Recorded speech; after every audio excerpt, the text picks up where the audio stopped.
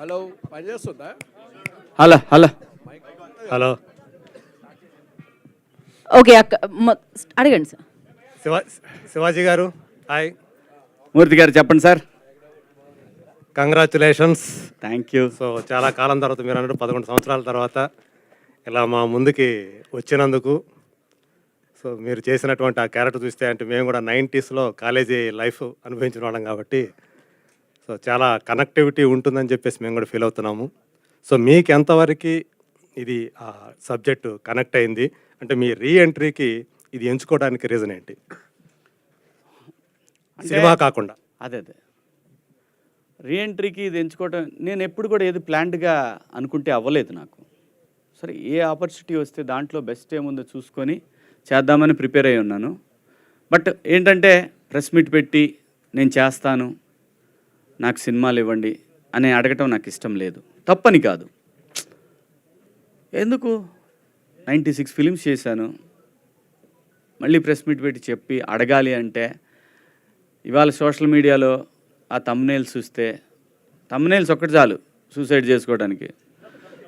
So ఆ పరిస్థితిలో ఎందుకులే, ఏదైనా ఆపర్చునిటీ రాకపోద్దా లేదా మనమే తీద్దామా అనే ప్రాసెస్లో జరిగినటువంటి ఒక అంశం ఇది. దాని నుంచి బాపినీటి గారితో నేను చేస్తాను సార్, నాకు ఉంటే చెప్పండి మీరు అని అన్నాను. నేనంటే యాక్చువల్గా ఆ సినిమాని మీరు తీసుకుంటారా, మీరు తీస్తారా అని అడగటానికి వెళ్ళాను నేను ఆయన్ని. ఎందుకంటే విన్ యాప్ అప్పుడే వస్తూ ఉందని చెప్పారు నాకు. సో ఆ సందర్భంలో ఒక 1.5 మంత్ తర్వాత ఆయన చెప్పారు, నితిన్ గారు కాల్ చేశారు. కాల్ చేస్తే కథ వింటానండి అని అన్నాను. వెబ్ సిరీస్ సార్ ఇది అన్నారు. నో ప్రాబ్లం, ఏదైతే మనకేంటి అని వెళ్ళి విన్నాను. విన్న తర్వాత నాకు అనిపించింది, ఓకే ఇప్పుడు నేను చేస్తే ఏం చేయాలి, ఏం సినిమా చేయాలి, హీరోగా ఏం సినిమా చేయాలి, హీరోగా మరి వాళ్ళు ఇస్తారా లేదా మనకు తెలియదు.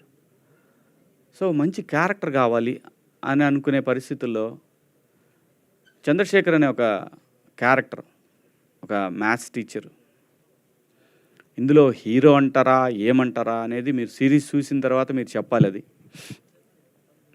నేనైతే చంద్రశేఖర్ ఫ్యామిలీ మిడిల్ క్లాస్ అనేది ఆ క్యారెక్టర్లో ఉంది, కానీ మిడిల్ క్లాసే హీరో ఈ సినిమాకి, ఈ సిరీస్కి. ఒక మిడిల్ క్లాస్ లైఫ్ అనేది ఒక హీరో. దాంట్లో వచ్చిన పాత్రలు ఇవన్నీ, ఆ పాత్రకు సంబంధించినటువంటి ప్రతి ఒక్కటి కూడా, అంటే మా ఫాదర్ టీచర్ కాదు కానీ కష్టాలు అందరి అవే, డబ్బులకి కానీ రకరకాలు ఉన్న దాంట్లోనే సర్దుకొని నలుగురిలో బయటపడకుండా ఎలా ఫ్యామిలీని నడపాలి అని తపన పడే మా నాన్న లాంటి వ్యక్తులు ఈ సమాజంలో 95% ఉన్నారు. అలాంటి ఆ మిడిల్ క్లాస్ సంబంధించినటువంటి ఆ కథ నాకు కనెక్ట్ అయింది. ఈ జనరేషన్కి వస్తే ఈ కథలో ఉన్నటువంటి రోహన్ పాత్ర నా చిన్న కొడుకు కనెక్ట్ అయింది. సో ఇలాగా రకరకాల పాత్రలన్నీ కూడా నా చుట్టూ ఉండే పాత్రలు. కానీ ఇంకొకటి హానెస్టీ, దాంట్లో క్యారెక్టర్లో ఉన్న హానెస్టీ. చంద్రశేఖర్ ఏదైతే నేను ప్రశ్నిస్తానో, నిజాన్ని మాట్లాడటానికి భయపడను ఎవడికి, అలాంటి ఒక మాస్టారు ఇవాళ ఉన్న ఒక ప్రైవేట్ స్కూల్స్ యుగంలో ఒక మాస్టారు ధైర్యంగా పోయి, నేను గవర్నమెంట్ టీచర్ని అయ్యుండి ఒక ప్రైవేట్ స్కూల్లో నా బిడ్డలను చేర్చినందుకు సిగ్గుపడుతున్నానని చెప్పటానికి కూడా సిగ్గుపడని ఒక క్యారెక్టర్, ఆ యాజమాన్యాన్ని ప్రశ్నించి వాళ్ళని మాట్లాడకుండా చేసే ఒక క్యారెక్టర్, ఒక నిజాయితీ, ఆ క్యారెక్టర్లో నిజాయితీ, ఆ చంద్రశేఖర్ గారి క్యారెక్టర్లో ఉన్న ఒక నిజాయితీ, ఇవన్నీ కూడా. అలాగే వాసుకి గారి క్యారెక్టర్లో కూడా ఆ పిల్లల్ని ఆ కష్టం తెలిసే విధంగా పెంచే ఒక ఇది. నా వైఫ్ నా పిల్లల్నిద్దరిని అలాగే పెంచింది, మా అమ్మ మమ్మల్ని కూడా అలాగే పెంచింది. ఎన్నో కష్టాలు పడి గుట్టుగా సంసారం చేయటం, అవన్నీ కూడా ఈ కథలో ఉంటాయి. ప్రతి ఒక్కళ్ళ స్టోరీ అండి ఇది. మిడిల్ క్లాస్ 90s అనే కాదు, every middle class family story ఇది. సో అదంతా కనెక్ట్ అవటానే నేను ఈ పాత్రని, ఈ సిరీస్ని ఒప్పుకోవటం జరిగిందండి. అలాగే ఈ సిరీస్ వెనకాల ఉన్న నవీన్ మేడారం, ఆయన బ్యాక్గ్రౌండ్ కూడా యాజ్ ఏ టెక్నీషియన్గా తన బ్యాక్గ్రౌండ్ చాలా పెద్దది. తను కథ ఒప్పుకొని ఒక సాటి ఇంకో డైరెక్టర్కి కథ ఇవ్వటం అనేది, అది ఆ ప్రొడక్షన్ తను చేస్తూ ఉండటం అనేది అది గొప్ప విషయం. ఇతని కథని నమ్మి ఈటీవీ విన్ వాళ్ళు చేయటం అనేది డెఫినెట్గా, ఇతను కొత్త కుర్రాడు ఇతనికి ఇవ్వటం అనేది వాళ్ళనే యాక్సెప్ట్ చేయించాడంటే వీడి దగ్గర ఏదో మ్యాటర్ ఉంది విందామనని ఖచ్చితంగా విని నిజం ఇది చేయాలి అని అనుకుని ఫిక్స్ అయి చేసిందండి మూర్తి గారు ఇది. వాసుకి గారు ఒక్క నిమిషం లక్ష్మి. వాసుకి గారు మీకు సో ఇందాక శివాజీ గారు చెప్పారు బాలచంద్ర గారి స్కూల్ నుంచి వచ్చారని. సో బాలచంద్ర గారి సినిమాలంటే మనకు తెలుసు. సో అన్నీ కూడా ఆయన ఎక్కువగా 95% మిడిల్ క్లాస్ కథలేవా అన్నీ కూడా. సో మీరు ఎలా ఈ కథకి రిలేట్ అయ్యారు? మీ నిజ జీవితానికి ఇందులో ఉన్న కథకి ఏమన్నా రిలేషన్ ఏమైనా ఉందా అనిపించిందా మీకు? రిలేషన్ కాదండి, నేను వచ్చిందే మిడిల్ క్లాస్లోంచే. ఈ స్క్రిప్ట్లో జరిగే ప్రతి సిట్యువేషన్ నా లైఫ్లో జరిగి ఉంది. ఈ స్క్రిప్ట్లో నేను మదర్ రోల్ ప్లే చేశాను, కానీ నేను మాట్లాడిన ప్రతి డైలాగ్, ప్రతి సెంటెన్స్ మా అమ్మ నాకు చెప్పింది. సో నేను కనెక్ట్ అవ్వాల్సిన అవసరం లేదు. నాకు ఎట్లా అంటే ఒక రివైండ్ లాగా అయిపోయింది. కనెక్ట్ కాదు, it's just nostalgic rewind of the entire incidents in my life. మేము ఉన్నది అయితే ప్రాపర్ చెన్నై మిడిల్ క్లాస్ పీపులే. Dad is a reserve bank employee, mom was a school teacher. మేము ఇంట్లో వస్తే చదివితే నీకు భవిష్యత్తు, లేకపోతే నువ్వు ఇల్లు తుడుస్తావు, తడిబట్ట పెడతావు, ఇలాంటిదే మేము ఇది విని నేను యాక్చువల్లీ పెరిగిన ఒక పర్సన్ నేను.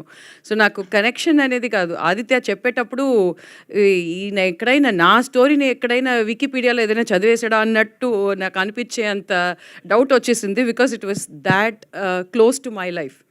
So that's why I said middle class లైఫ్లో ఉన్న ఒక స్వీట్నెస్, ఒక రకమైన లైక్ ఇట్స్ అ వెరీ అది మనం ఎక్స్ప్లెయిన్ చేయలేము, but it's just an amazing experience middle క్లాస్ది.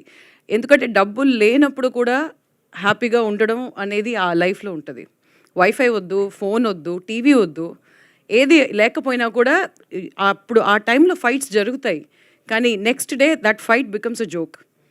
So that sweetness is only there with middle class. So I miss it. Actually, I miss it. So I felt so connected. అది ఒక main reason నేను ఇది చేయడానికి, నాకు నచ్చి నేను చేసిన ఒక స్క్రిప్ట్ ఇది. So and Aditya's detailing is amazing. Shivaji గారు, అంటే గతంలో మీరు కొద్దిగా పొలిటికల్గా కానీ అన్ని రకాలు బాగానే ఉండేవారు, చేసేవారు, అంటే మీ వాయిస్ కూడా బాగా వినిపించేవారు. అలాంటిది ఎందుకు సైలెంట్ అయిపోయారు? అంటే మీకు ఒక ఫ్యాన్ బేస్, అంటే మీరు మాట్లాడేది కూడా సొసైటీ పరంగా మాట్లాడేవారు, ఆ విషయాలపైన కూడా చాలామంది అభిమానులు కానీ ఉండేవారు కదా. అలాంటి శివాజీ ఇప్పుడు పాలిటిక్స్ నుంచి ఎందుకు డైవర్ట్ అయిపోతున్నాడు ఏంటి? అదే నేను చెప్తున్నాను. ఇక్కడ ఏమైపోద్దంటే ఎవరు కూడా నేను పాలిటిక్స్లో ఉన్నానా, ప్రజల గురించి మాట్లాడుతున్నానా, పాలిటిక్స్లో ఉంటే చుట్టూ ఉన్న పార్టీల్లో ఏదో ఒక పార్టీలని తిడుతూ, రాజకీయ అవతల పార్టీని తిడుతూ ఉండాలి. నేను ప్రజల గురించి, ప్రజల సమస్యల గురించే మాట్లాడాను మొదటి నుంచి. ఎస్, నేను బీజేపీలో జాయిన్ అయినమాట వాస్తవం. ఆ తర్వాత వాళ్ళ ప్రామిస్ని ఎప్పుడైతే పక్క పెట్టేశారో ఆ తర్వాత బయటకు వచ్చి నేనే రాజకీయ పార్టీలో లేను. ప్రజల సమస్యల గురించి, ప్రజల అవసరాలు, ముఖ్యంగా యూత్కి సంబంధించి నేను ప్రత్యేక హోదా అనే అంశాన్ని నేను తీసుకున్నాను. దానికి లీడర్షిప్ చాలా అవసరం. లీడర్స్ కరెక్ట్గా ఉంటే, నిజంగా సింపుల్గా చెప్పాలంటే ఈ రోజున మనకి రావాల్సినటువంటి ఏదైతే ఇన్ఫ్రాస్ట్రక్చర్ ఉందో అది మొత్తం, ఆ సొమ్మంతా ఈ తరానికి చెందాల్సినటువంటి ఇన్ఫ్రాస్ట్రక్చర్ ఏదైతే ఉందో అది ఎనీథింగ్ ఇన్ఫ్రాస్ట్రక్చర్ అంటే వాటర్ కావచ్చు, అంటే క్లీన్ వాటర్ కావచ్చు, హెల్త్ కేర్ కావచ్చు, లేదు రోడ్స్ కావచ్చు, మనకు రావాల్సిన క్లీన్ పవర్ కావచ్చు, ఎవ్రీథింగ్ ప్రజలకు సంబంధించిన ఏదైతే ఇన్ఫ్రాస్ట్రక్చర్ ఆస్తి మొత్తం కూడా రాజకీయ నాయకుల జేబుల్లోకి వెళ్తూ ఉంది. ప్రజల్లో ప్రశ్నించే తత్వం కోల్పోయింది. క్యాస్ట్ ఫీలింగ్స్, అవసరమైతే రాముడు, దేవుడు, లేదంటే అల్లా, లేదంటే జీసస్, ఇలాంటి వాటికి రకరకాలుగా ప్రజల్ని రెచ్చగొట్టే ధోరణిలో తయారైన తర్వాత ఎంతకాలం పోరాడగలడండి ఒక మనిషి? వాడికి ఒక ఫ్యామిలీ ఉంటుంది. 10 సంవత్సరాల పాటు ప్రయత్నం చేశాను. అలానే ఇప్పుడు వదిలేశాను కాదు, నెవర్. ప్రజల గొంతుకగా మాత్రం ఎప్పుడు ఉంటాడు శివాజీ. కానీ నా ప్రొఫెషన్ మాత్రం నన్ను నటుడిగా నిలబెట్టి నా గొంతుక 10 మందికి తెలియటానికి కారణమైన సినిమా మాత్రం ఇక నుంచి చేయాలని ఫిక్స్ అయ్యాను. సో ఆ సందర్భంలోనే బిగ్ బాస్ వస్తే ఒప్పుకున్నాను, ఈ వెబ్ సిరీస్ చేశాను, ఇంకో సినిమా కూడా ఒప్పుకున్నాను. వాళ్ళు డబ్బులు వేసినా చెబుదాంలేని ఆగా. అంటే Right, శివాజీ, ఇప్పుడు 20 పొలిటికల్గా ఏళ్ళ- చూసుకుంటే అయ్యో పవన్ కళ్యాణ్ గారు కూడా బాగానే చేస్తున్నారు కదా, అలాంటి ఆయనకి ఇప్పుడు అంటే మీరు కూడా కలిసి అట్లా చేయొచ్చు కదా, ఇప్పుడు ఎందుకు ఒంటరి అవుతున్నారని అనుకుంటున్నారు? సి పొలిటికల్ క్వశ్చన్స్ వద్దు, ఇదే లాస్ట్ నేను చెప్తాను. నేను ఒకే ఆన్సర్లో అందరికీ చెప్తాను. సి మెగాస్టార్ గారి ఫ్యామిలీకి ఆంధ్రప్రదేశ్ కానీ తెలంగాణలో కానీ వాళ్ళకున్న ఫ్యాన్ బేసు ఎవరికీ లేదు, అది నిజం. అసలు వాళ్ళకి సీఎం అవ్వాలంటే పెద్ద కష్టమైన పని కూడా కాదు. మళ్ళీ చెప్తున్నా, నేను ఏదైనా చెప్పాలనుకున్నది క్లియర్గా స్ట్రైట్ ఫార్వర్డ్గా చెప్తా. కొంతమందికి నచ్చవచ్చు, నచ్చకపోవచ్చు. ఎక్కడో లోపం జరుగుతుంది, అది సరిదిద్దుకుంటే ఇంకే ఇష్యూ లేదు. వాళ్ళ ఫ్యామిలీ నుంచి సీఎం అవటం పెద్ద కష్టమైన పని ఏం కాదు. పాలిటిక్స్ క్వశ్చన్స్ దయచేసి ఇక్కడ వద్దు, ఓన్లీ నేను సపరేట్గా పెడతా, అప్పుడు వేసుకోండి గట్టిగా. So, Aditya, yeah. Director Aditya. Last question ఇదే, దీంతో మనం ఎండ్ చేద్దాం. Yeah hi bro, all the best. బాగుంది ట్రైలర్.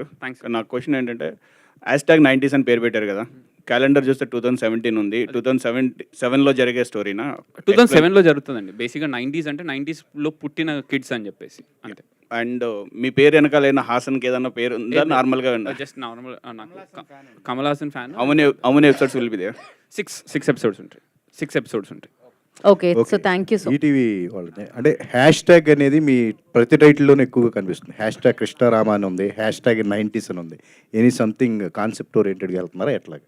సార్ సింపుల్ సార్, ఇప్పుడు ట్రెండింగ్ ఈ జనరేషన్ ఎగ్జాక్ట్లీ జనరేషన్లో ఏ ట్రెండింగ్ టాపిక్స్ చూసినా ఫస్ట్ #, అని కొడుతూ ఉన్నారు కదా. సో అలా రిసెంబ్లింగ్ ఉంటుందనే, బట్ 90s అనేది సంబంధం ఏం లేదు సార్. బట్ అదే అందరికీ కనెక్ట్ అవ్వాలని పెట్టాము. అంటే 90s అనేసరికి ఓన్లీ పేరెంట్స్కే చూస్తారేమో అని కాకుండా పిల్లలు కూడా చూసే సిరీస్ అని చెప్పడానికి పెట్టింది అంతే. సో అలా #, అనమాట. మీరు కూడా #, పెట్టి ఇంకో #. So thank you so much. #90s మీ అందరిని పలకరించడానికి Jan 5th వచ్చేస్తుంది. జస్ట్ మీరు చేయాల్సింది ఈటీవీ విన్ని డౌన్లోడ్ చేసుకోవడం అండ్ ఈ సిరీస్ని ఎంజాయ్ చేయండి. All the very best to #90s series team and thank you so much media. Thank you. This today's event by UV media.